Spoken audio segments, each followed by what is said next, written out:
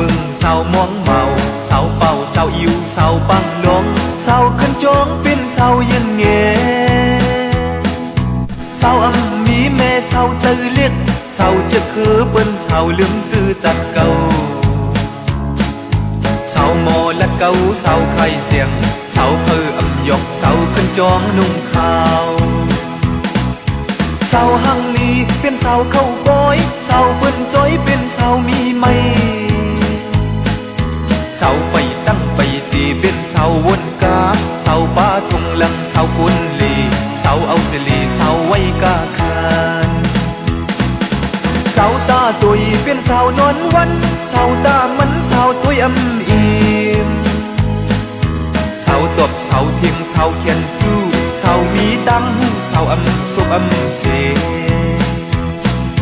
sao man nhờ bên sao tiếng cha sao ai hát thì bên chân hừ mang thầu thì qua lấy mơ nha hai si quân tăng mừng có bày tu lấy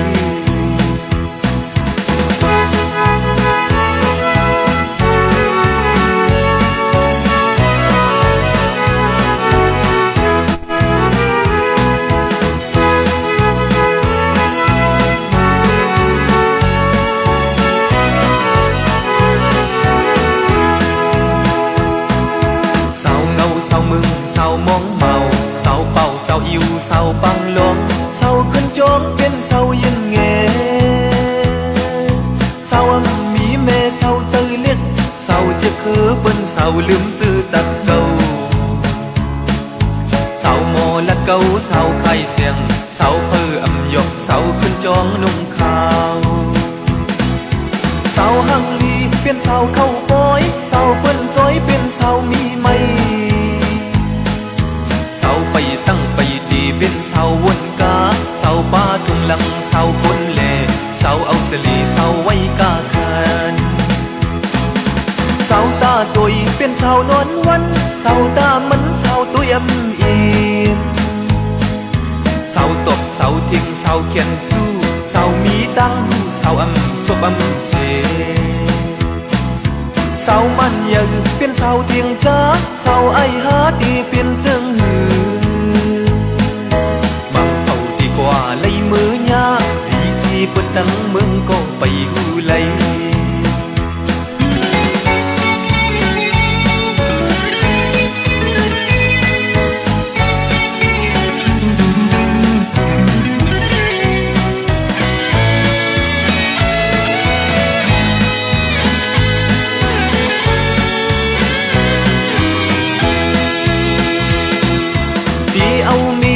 có buồn đi lệ quân trong tuyết để hăng quân ly trái từ hà yêu ơ tí âu mi hăng có buồn đi lệ quân trong tuyết để hăng quân ly trái từ hà bay nhà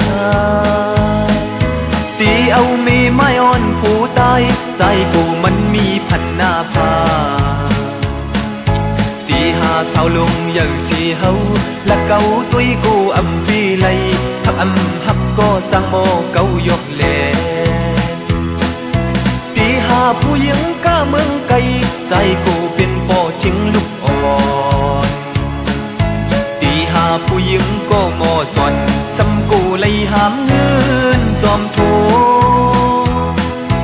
tí hà phu những tăng hù giờ xăm cô âm thòm áo quám phô quân sang ly cô trái chẳng tiền mau lô